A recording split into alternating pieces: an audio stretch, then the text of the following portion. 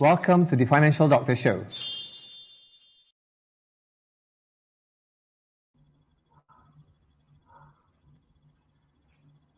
Assalamualaikum, selamat petang. Welcome to the Financial Doctor Show. I'm Nik, your financial doctor. Assalamualaikum dan selamat petang sekali lagi. Bersama saya pada petang ini, seorang yang sangat hebat, Profesor, Associate Professor Dr. Ahmed Razman Abdul Latiff, seorang ekonomi analis daripada Putra Business School. Kita akan membincangkan tentang topik hangat sekarang ni, 10,000. Berapa ribu bang? 10,000 EPF Withdrawal, needs or wants. Okay, so Doktor, Assalamualaikum. Apa khabar Doktor? Waalaikumsalam warahmatullahi wabarakatuh. Alhamdulillah. Apa khabar ni? Saya pun sihat, Alhamdulillah. So terima kasih banyak-banyak kepada Doktor sudi untuk appear on my show tonight, the Financial Doctor Show. Basically show ni saya buat setiap every 2 weeks untuk memberikan awareness, kesedaran kepada ramai rakyat kat luar sana, rakyat Malaysia, tentang perancangan kewangan secara keseluruhan dan juga tentang service of a licensed financial planner. So saya rasa sangat apt lah topik kita pada malam ini tentang withdrawal 10,000 itu, sama adakah ianya needs ataupun wants. Okay. So sebelum tu Doktor, jom kita ambil masa 1 minit untuk kita share kita punya live malam ini kepada our own we can share this to our personal Facebook. Kita masa 1 minit ya.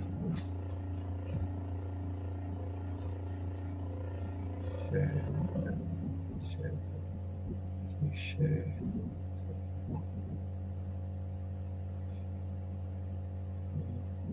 Post. Share.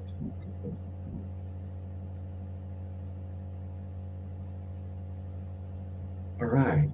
Okay. Done. Okay, Doktor. Sorry. Alright, so selanjutnya kita ambil masa 1 minit untuk share sebab kita punya live pada malam ini adalah on the Facebook of Wealth Financial Advisors yang Berhad. That's our firm.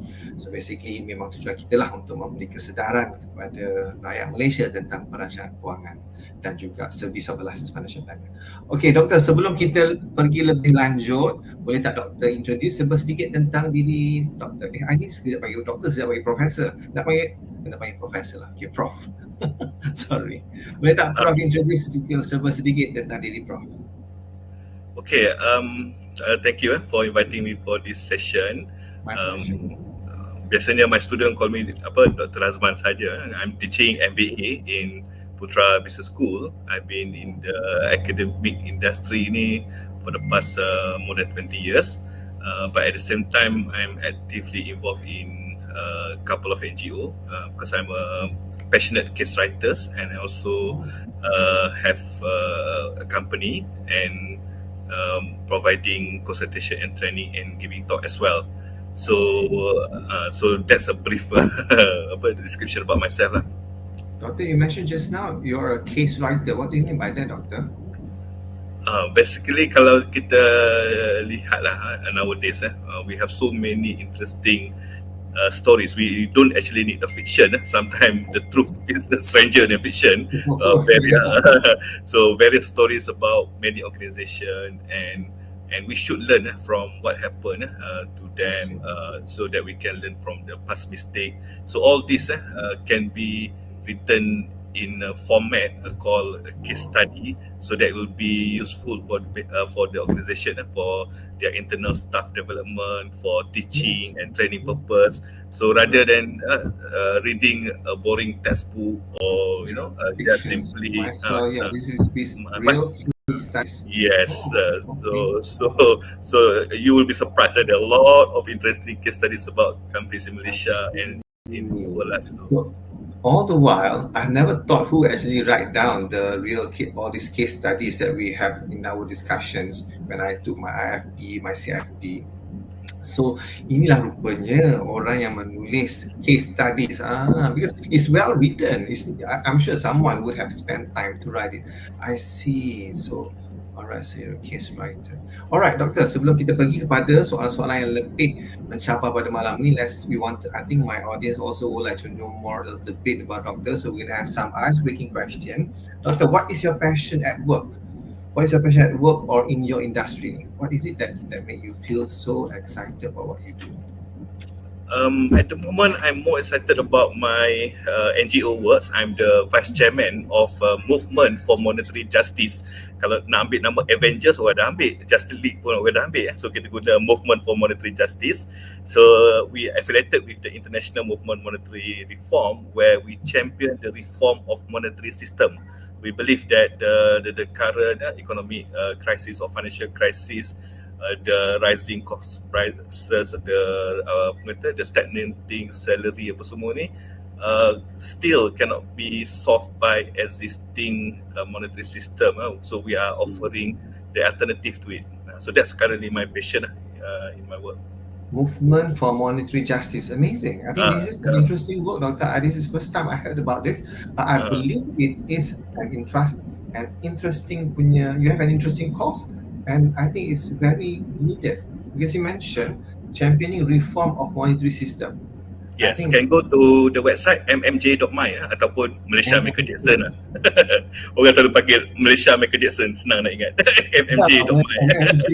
Correct. mmj.my. I see. So you are passionate about monetary. So I guess that's why we have the right person tonight. So Doctor, apart from your work, what is your hobby? I have lots of hobby, but my main hobby is actually reading books. But now I'm so busy. This type of hobby dangerously becoming collecting books rather than reading, just collecting them. Kita ada something in common. I love reading too, and I agree with you. Nowadays, memang kita kena cari masa. So I think I have to wake up early in the morning so that I can spend to read 1 or 2 pages. Okay, my current read is because I read a self-help book. So my current read is Jay Shetty, Think Like a Monk. So I'm finishing to the last chapter. Sebenarnya I baca daripada last year lagi buku tu, Doctor. But yes, I keep on buying books. There's buku kita beli geng ni pergi ke Dunia dan akan beli buku lagi. Okay, yes.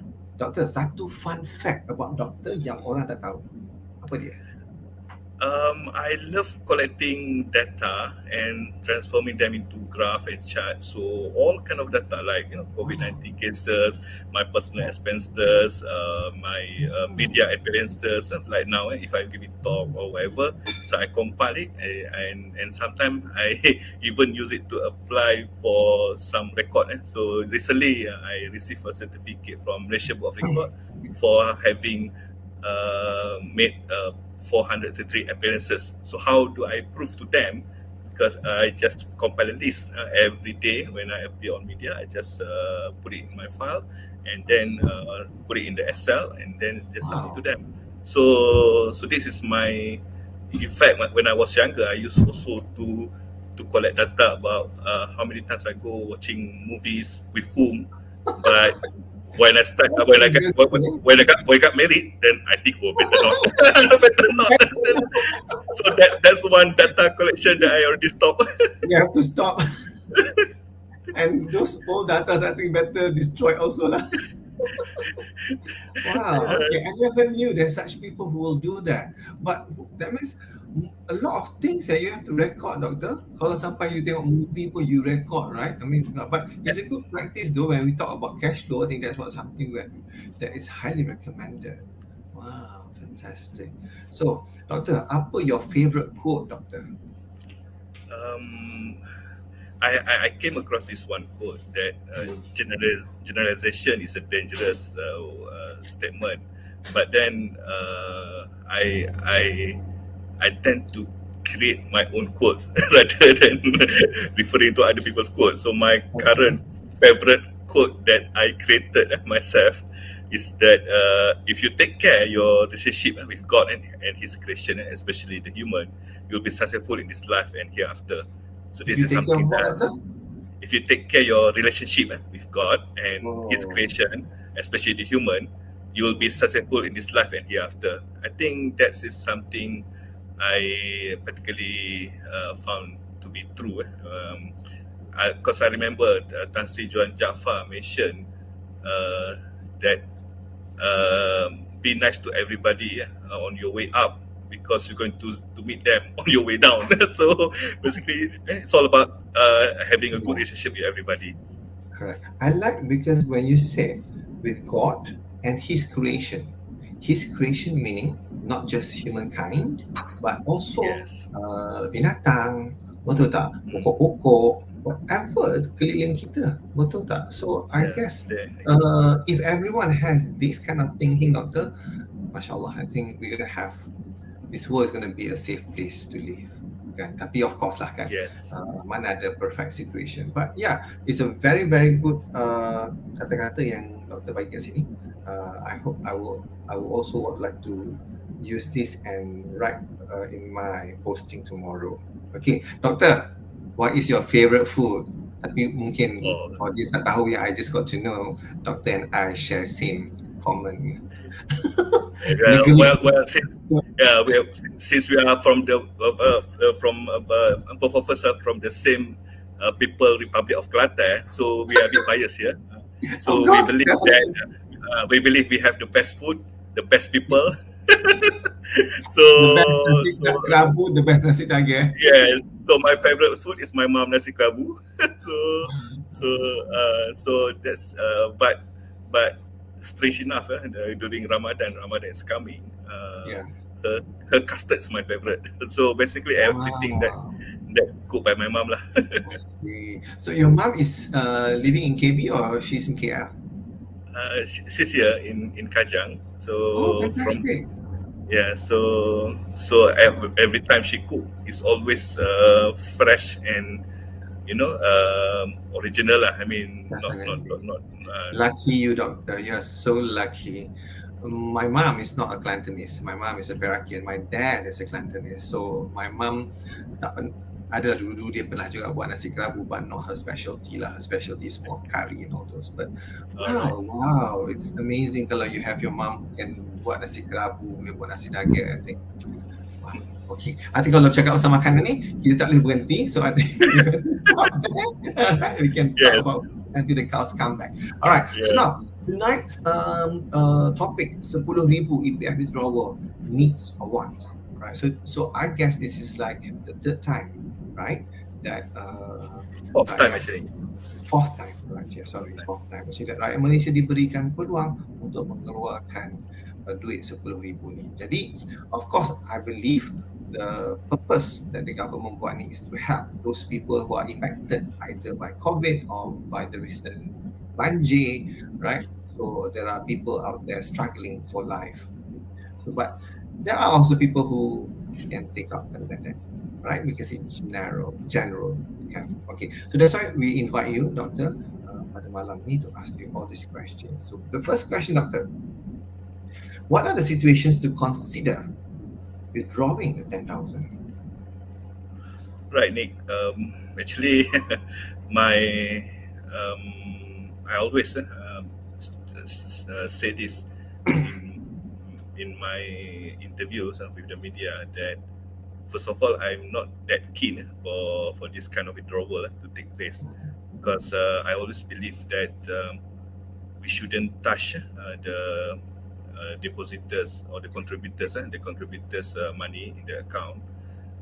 We should try various other alternative or channel, especially from what government has promised to give in the budget 2022, as well as the existing facilities provided to the people through Jabatan Kebajikan, through Pusat Zakat, and through various government agencies, assistant help like AKPK. So why should we ask the rakyat to sacrifice when the government can always utilize the resources or the money that they have to help rakyat first? Because here we're talking about the retirement. We're talking about retirement, and actually looking at the statistic, majority of the contributor will not be able to have enough saving to retire comfortably. Looking into the statistic, for example, our retirement, let's say our retirement age is 55, and the average age of average lifespan of a Malaysian is about 75. But if we are male, we are 72. If we are female, we are the age is 79. So we die faster because of them. So, but then if you look at the average 75, so it's like 20 years of retirement. Yes. Imagine if you want to EPF at the moment, they put their projection to live on 1,000 ringgit per month. So because of that, they said the member need to have at least 240,000 for their retirement. But imagine if you are living in the Klang Valley, I don't think 1,000 ringgit is enough, especially if we are talking about 10, 20 years in the future. So if we double it to 2,000, so that's about almost 500,000 for you to retire. And if you need 500,000, like 480,000 to retire, I think about 6 to 7% of the contributors will be able to achieve this. So by looking into this situation, that's why I don't think we should allow the contributor to withdraw. But again, since the government already announced it, so now people have a choice whether to withdraw or not. So I think this is probably please treat this as the last resort, meaning if you have exhausted all the possible help or alternative to help your financial matters, treat it as the last resort. Basically, this is something that we shouldn't touch, and but then I realized also that there are certain type of contributors that couldn't get the assistance from the government, especially if they are in the M40 bracket. So they couldn't get all those financial assistance. But at the same time, they have they are currently moving towards the B40 bracket, and the current situation still not able to allow them to have disposable income on a monthly basis, and because of that, this is the kind of people that I think probably in dire need of having this withdrawal facilities under EPF account. I think it's an interesting input that you have tonight, Doctor.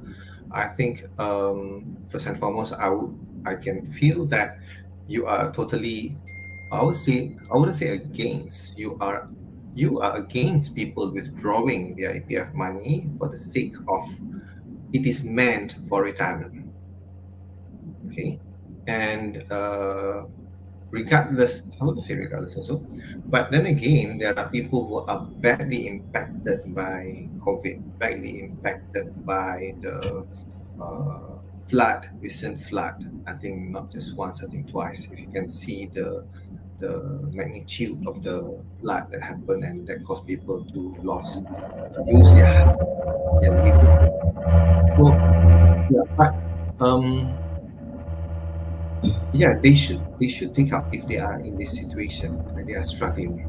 But then also, I like your advice that people should look at this as the last resort. Okay. Having said that, Doctor, I think there is the statistic to show that Malaysians are very bad with savings. Okay, 75% of Malaysians cannot even fork out 1,000 ringgit. Okay, during emergencies. So I would feel that there are many people out there who won't be able to, or who would want to take out this money, right?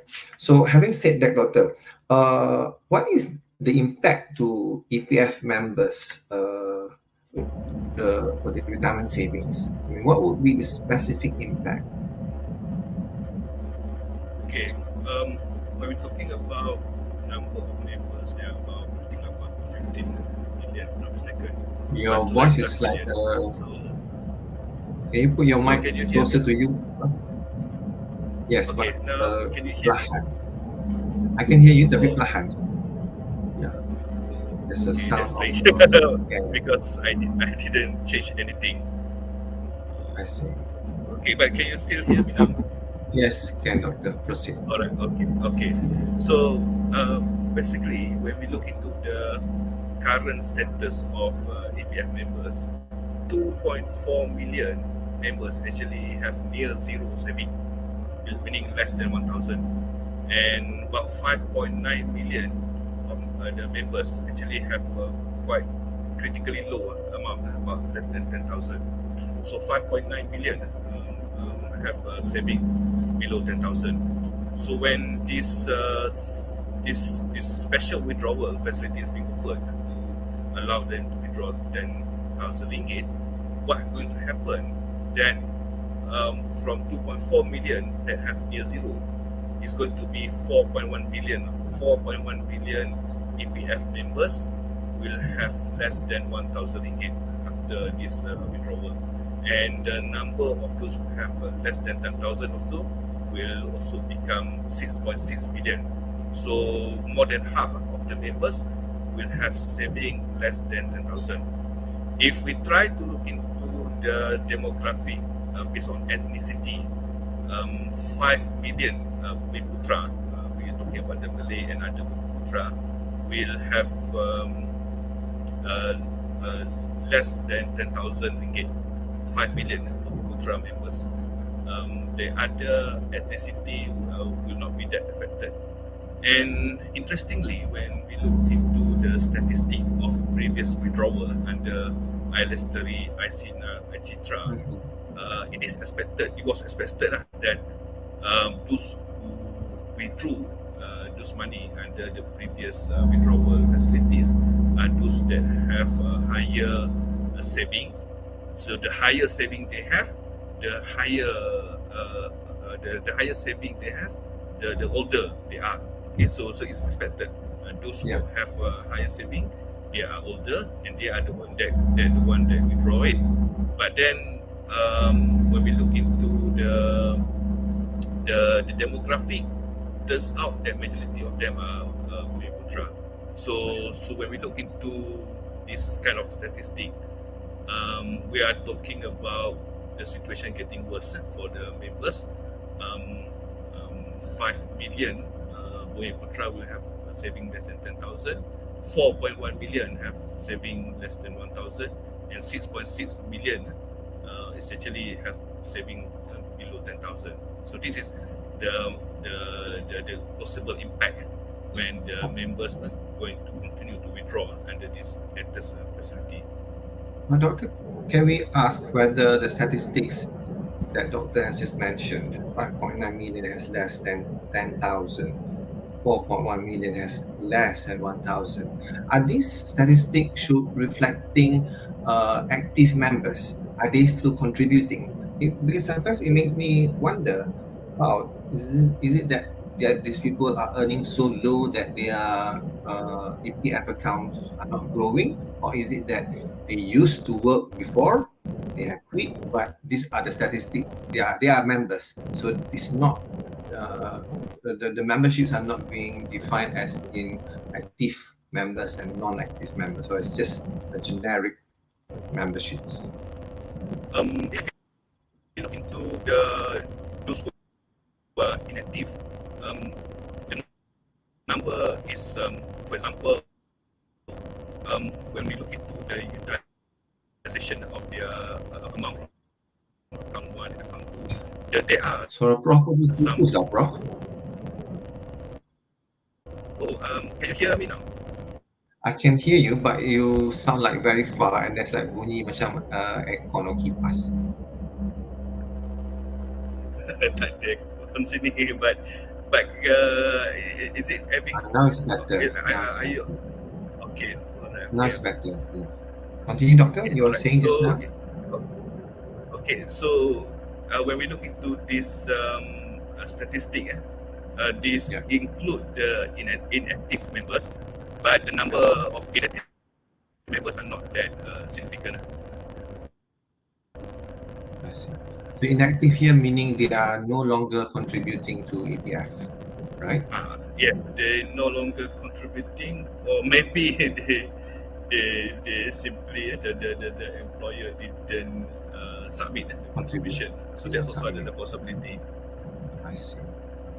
Just like for me, okay, since I'm no longer salaried, right? I work on my own.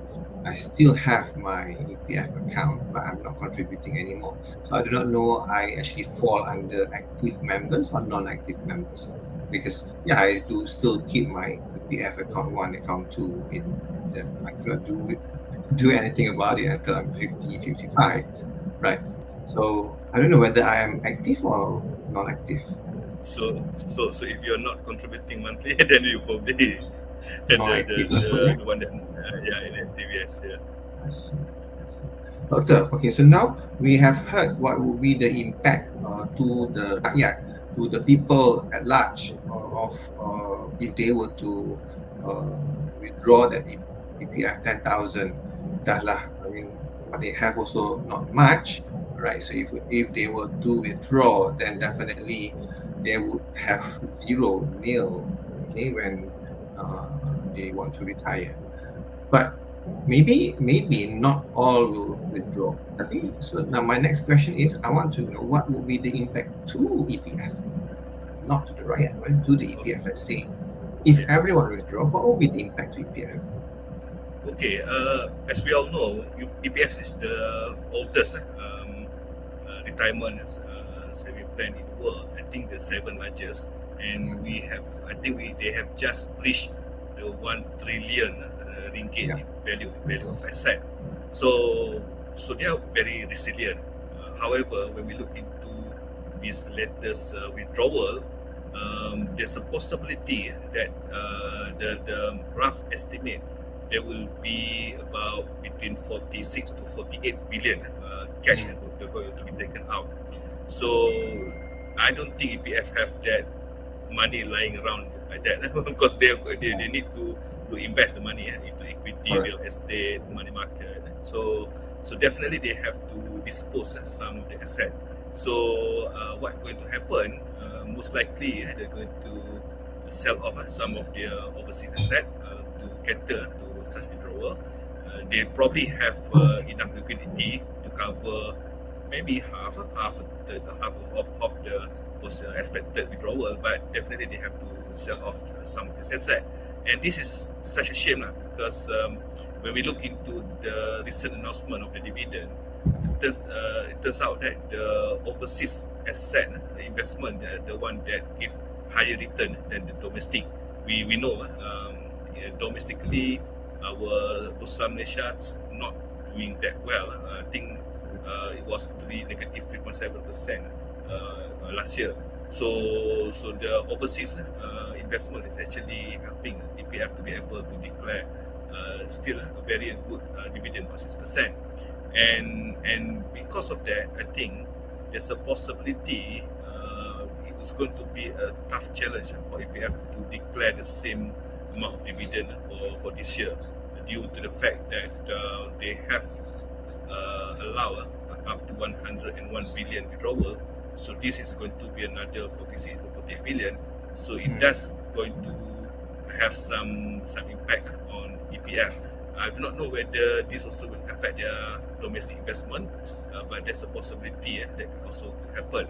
So this is something that we also need to consider, that the existing members, there are many members that haven't taken out this withdrawal. So they are hoping that they will get a good return on their investment, I mean the dividend. So when this thing happen, so it also affected the other members. So this is another angle that we never thought that we only talking about helping those affected members, but actually EPF will be affected. The remaining members who didn't withdraw the money also be affected by maybe slightly lower dividend for this year. I guess it's chicken and egg, right? For those people who are struggling, they feel that it's their money, and before they close their eyes, they want to take out the money. But at the same time, there are people who really feel that, okay, I'm not going to touch this money, it's meant for my retirement. Yeah, they will be impacted as well, like what Prof has just mentioned just now.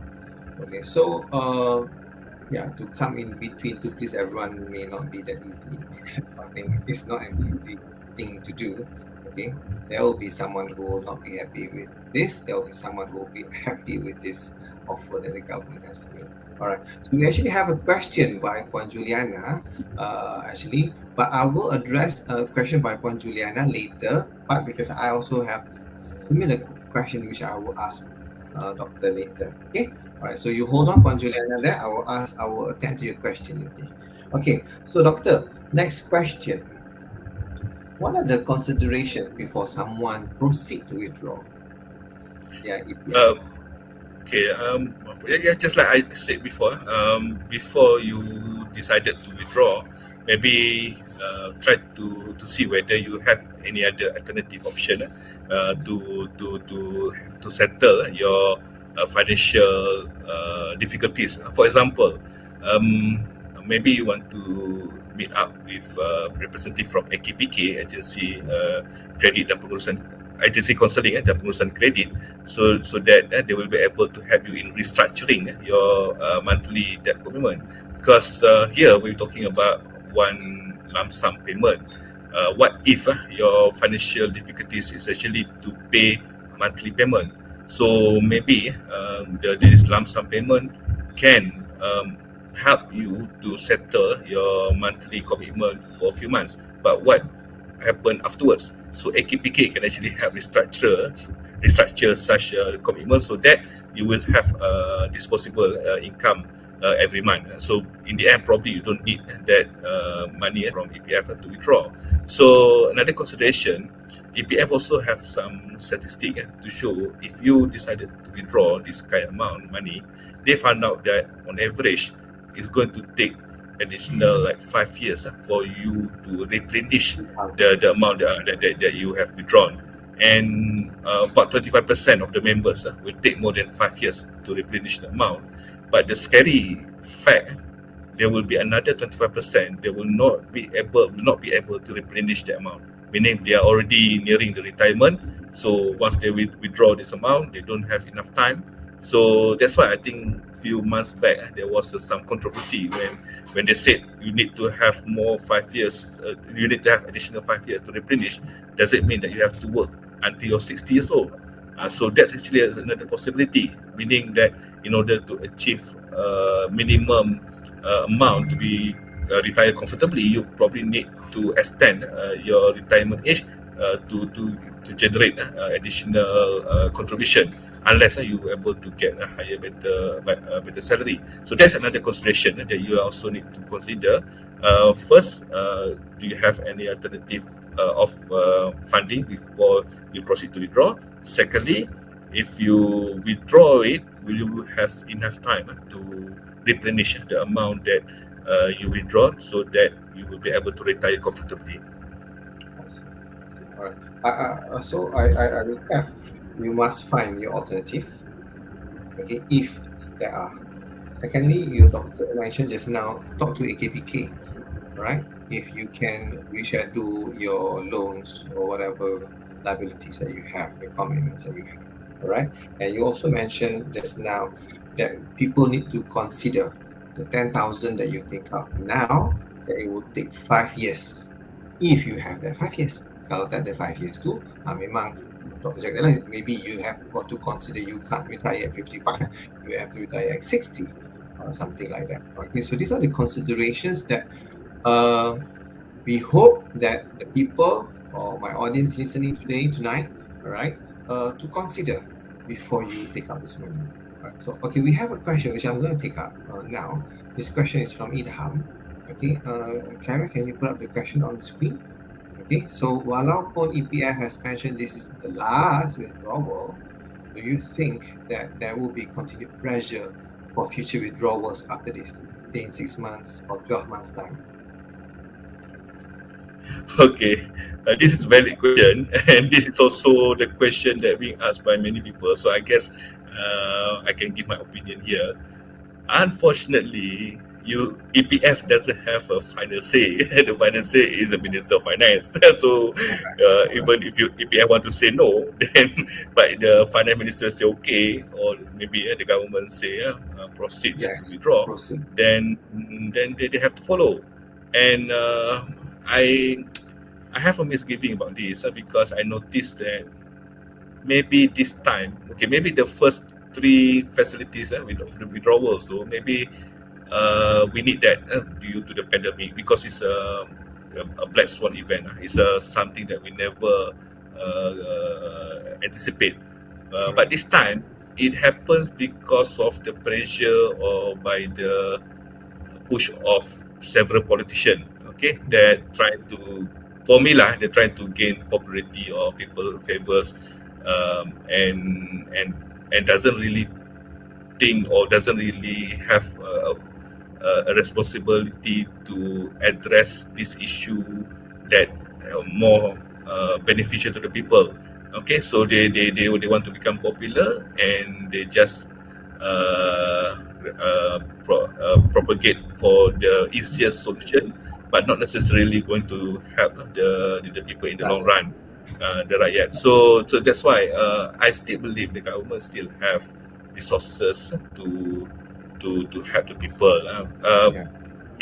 Theoretically, economic theory, the government cannot go bankrupt because if you do not have enough money, you can either increase the taxation rate, introduce new tax, not necessarily taxing all the people. You can simply tax the rich people, like you, Nik. Okay, so then we can distribute the money to the B40. So because of that, there going to be continued pressure for future withdrawal. But I hope next time there will be enough voices to force or to pressure the government to use their money instead of rakyat money.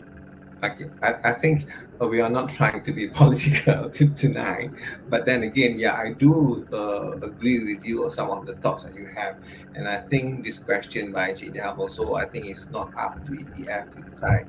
It's basically up to the government, to the finance minister to decide on this question.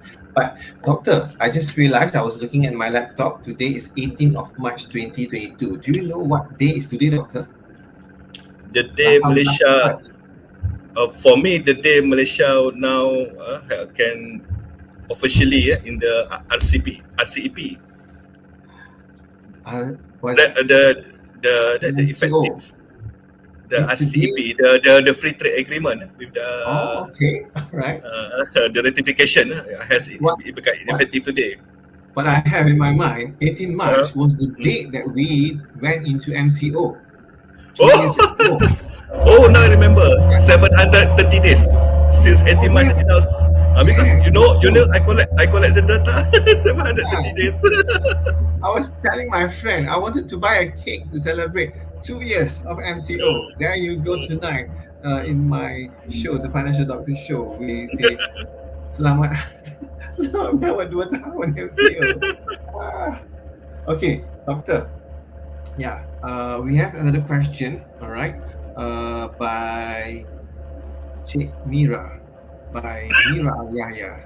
Okay, I don't know whether she's related to Shah Al Yahya, maybe. But what is your thoughts to those people who withdraw EPF and put into ASB or tabung haji for the sake of liquidity? Okay, because the question is for the sake of liquidity. Because if you're talking about the sake of return, actually EPF give you higher return. Yes. The tabung haji for the past 2 years is only I think 3%, and normally ASB give higher return than EPF. But then for the past 2 years, we noticed that EPF now managed to be able to give higher return than ASB. I think because of the investment strategy, because EPF have more exposure to overseas asset than ASB. So here we're talking about the sake of liquidity, because I think this is also another strategy, because if you keep money in EPF, you cannot withdraw it until you retire. But if you have this facility to withdraw it now and put into SSB and take tabung haji, you can simply withdraw it. But again, why you need that kind of liquidity? Meaning,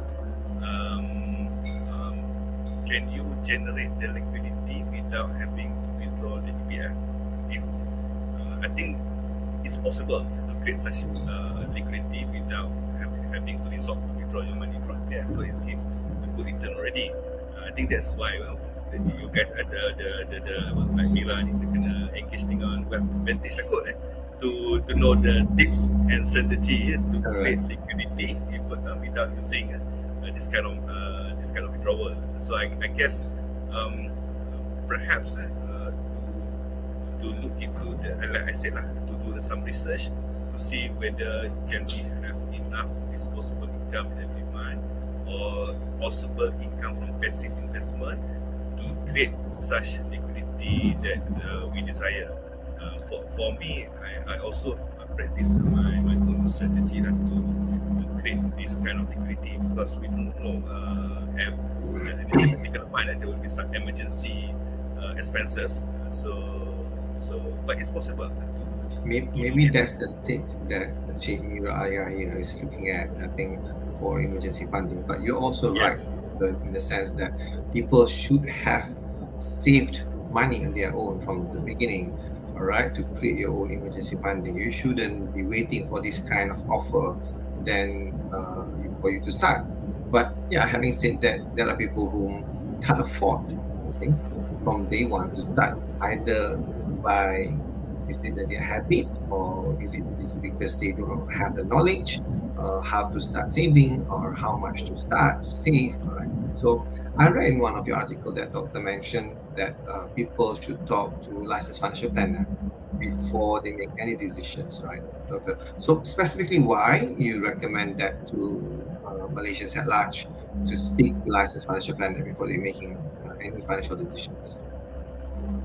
First of all, because they are paid to maximize your rate of return on investment because that's their job.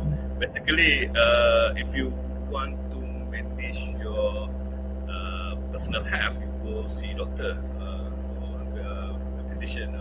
If you want to manage the health of your car, you go to the mechanics. So why you think you can manage the personal financial of yours if you don't have necessary knowledge? If you have done your research, if you have time to monitor the performance of all type of investment, by all means, I mean, that's your money.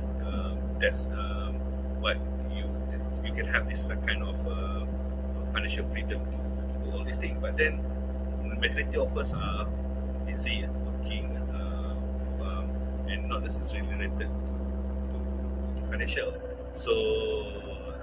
So in return of not having enough time or enough time to do the research, to monitor, manage the investment. So this is the reason why we are consulting the licensed financial planner. They can plan for you. It's like for everything we have planner to for you to get married later for the second time, Nik, you probably need a planner. You say Amin. Okay, so I'm not sure. I cannot say anything. I won't say anything. Okay, for something important like managing your wealth, so we also need. In fact, I can share you a story. My mom is currently 74 years old, and so she wants to manage her wealth, the wasiat. Okay, so she's very financial savvy. I found out that when I helped her to do this wasiat, then I found out that she has shares, she has cooperative shares, she has land, money, houses, and as well all kind of assets basically. So I was so surprised because I think she still have KUB shares. So and because of that, okay, if you been accumulating all this kind of asset and you putting money everywhere, so you probably need to figure out how to maximize the return.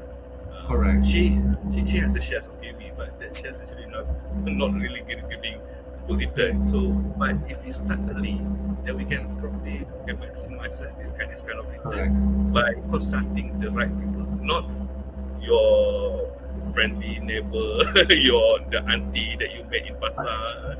These are common financial mistakes that people have.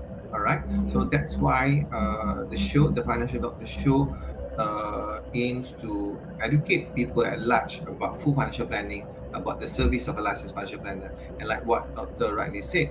And if you are not well, if you are unhealthy, then you go and see your medical doctor.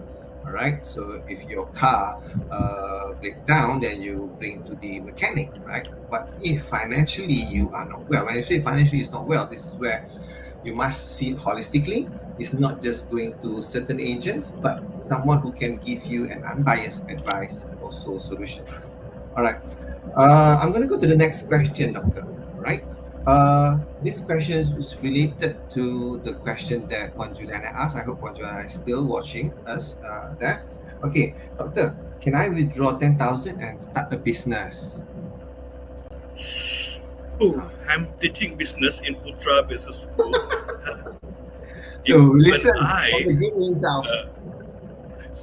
So even I will think not twice, probably a couple of times before I start to withdraw 10,000 to side business, because setting up business is not that easy. There are lots of things that you need to consider, not just the money. We're talking about the product, the market need. We're talking about the location. We're talking about the facility resources, the workers, the visibility, the operational. There's so many things to consider when you're setting up business. So because of that, there are other agencies that can help you out with business without even giving you, without even you have to spend your money, your capital. For example, we have the National. They do provide grant for a specific type of business that you can start without using your own money. And then we have UNB, we have Mara. For those who are tech savvy, we have Cradle, we have Meranti.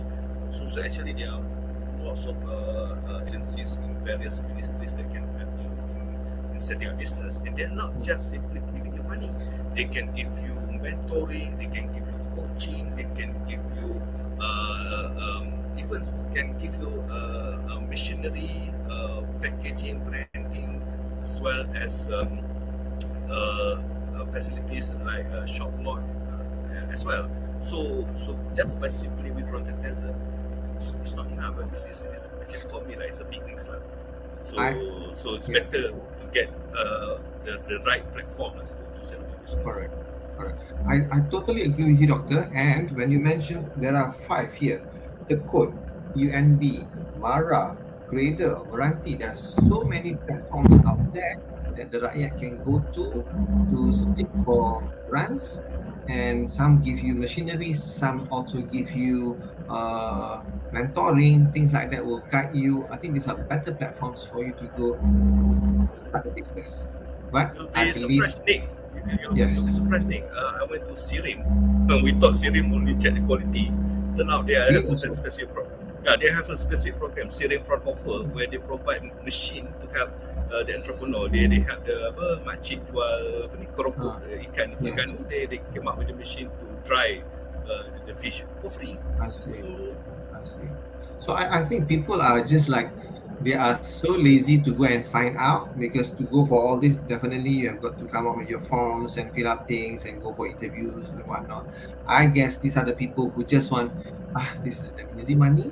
All right, I just online apply, then I'll get the money. Maybe not lazy lah. Maybe they didn't know. Probably. So also at the same time.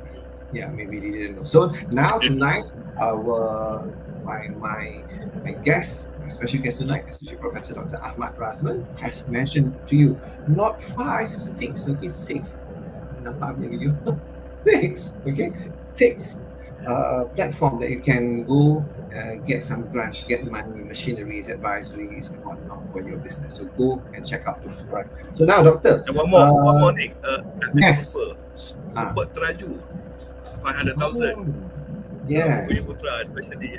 The Raju. Yeah, so many platforms for you to start business. There you go, 7. Okay, I'll get Karya to list down in the chat as well, so that my audience can see this. All right, so Doctor, next question is also relating to business. What can I do to generate economic growth? Since you teach economy, kan?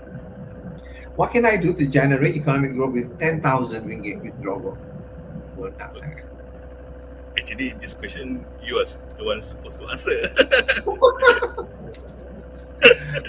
Okay, but basically, okay, let's say you decided to withdraw 10,000 and you want to invest, you need to make the money grow. Okay, like I said before, you need to have financial knowledge, financial literacy, and you need to know your risk appetite.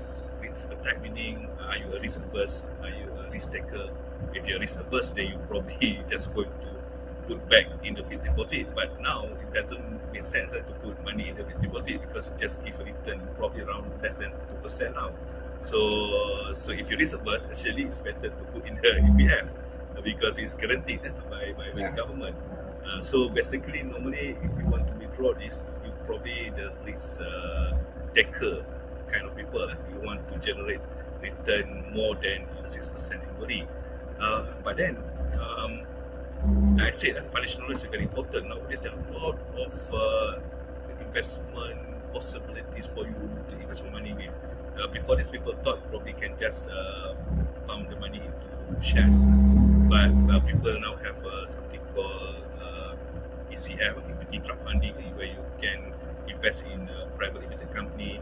You have a P2P, peer-to-peer platform where you can also invest in lending the money to other companies. And you can even possibly invest in cryptocurrency. I put that inverted comma because actually it's not like gambling lah. So you can lose your money anytime. But nobody can stop you now to put this money into this kind of cryptocurrency investment. And also the latest one, I think people call it robo-advisor, but I think they call it something else now. Macam whatever tu. So where you get the AI back technology invest in domestic and private, but all of these carry risk. Okay, none of this guarantee that you get your money back 100%. So because of that, and also you will need to consider yourself. Do you have enough time to monitor this? Are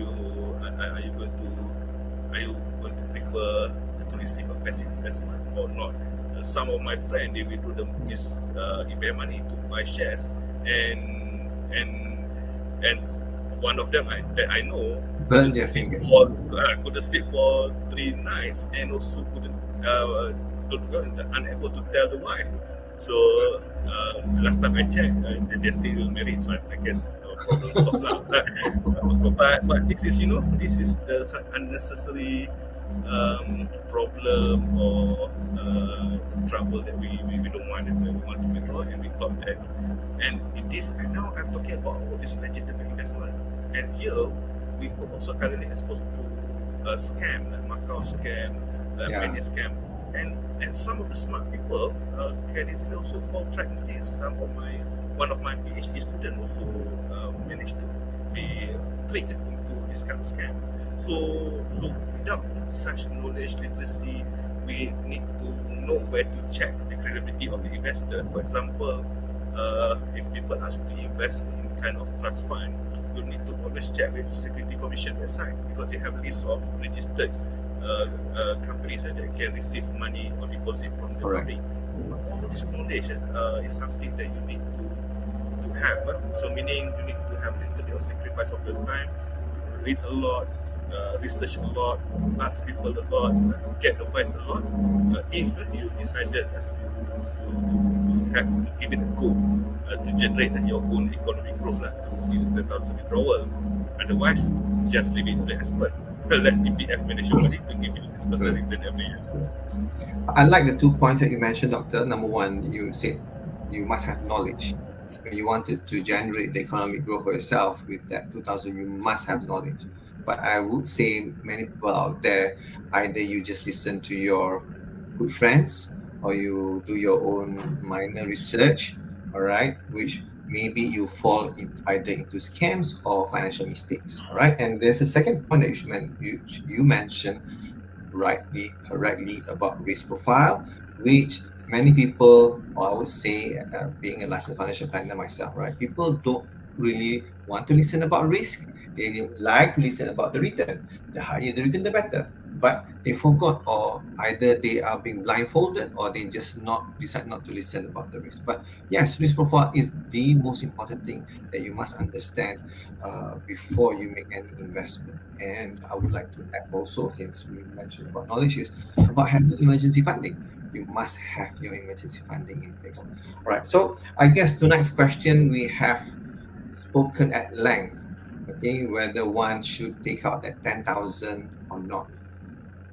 Now it goes back to the audience out there, to Malaysians at large, whether should you or shouldn't you, how it will impact you. If you're not sure, talk to a licensed financial planner. I didn't say that doctor said that. All right. Sometimes people need to listen from other people. All right. Oh yeah, for the information of my audience out there, okay, my guests who appear on my show, they are not paid by me to say anything. All right. So whatever that they have mentioned is actually their personal advice. So all of you out there, so that you can make a better decision and understand. All right. So yes, to those people out there, to my audience, to my beloved audience, if you would like to listen, or if you like to talk to a licensed financial planner, you can scan the QR code there. All right, and yeah, have a chance to talk to a licensed financial planner and check out your financial pulse. They will give you financial pulse for free. All right, and yeah, there's no strings attached. At least you get to know something about your financials. Okay, doctor, I guess time flies so fast. We are 4 minutes to 9:30 or now it's 9:27, and then 3 more minutes, right, doctor? So in a nutshell, okay, so what would be your last word, doctor, to Malaysians out there? Misalnya di YB lah pula. Okay, with regards to this 10,000 ringgit, or any other thing that you would like to tell Malaysians or my audience out there. So if you refer to the topic today, wants or needs, so please treat these withdrawal facilities as something that considered as a last resort. If you really need it, okay, then please utilize these facilities to help address maybe some backdated payment or the existing debt obligation. So only if this is the last resort. Otherwise, it's better to keep it in EPF so that you will be able to have enough saving for your retirement. But to tell you the truth, to contribute to EPF is not going to be enough for majority of us. So to have a better financial management, personal financial management is very important. You need to figure out how you can make your money work smarter and harder. And if you don't have time if you don't have time to do this, seek the registered financial consultant or financial expert. Do not simply rely on unconfirmed or unverified sources. Just go to the professional. They will be able to help you. It's better to invest now rather than later. And I wish the listener, the viewers, all the best in managing your financial affairs, so that you become you will have so you will become a very maybe money doesn't necessarily bring happiness to everybody, but at least one of the everything needs money, doctor. But if everything money, then Manchester United now become the champion of Europe and Premier League. So money cannot buy everything lah, but at least can lessen some of the hardship or difficulties lah. So hopefully by better financial management, then we don't have to worry lah on a particular aspect of our life. Thank you so much, Doctor. Thank you so much for spending your time tonight with us on the Financial Doctor Show. Really appreciate your time. Okay, so to my listeners out there, my audience out there, inshallah we'll meet again in 2 weeks with more interesting topic about full financial planning and about awareness of talking to a licensed financial planner. So till then, thank you so much and selamat berhujung minggu. Assalamualaikum. Bye.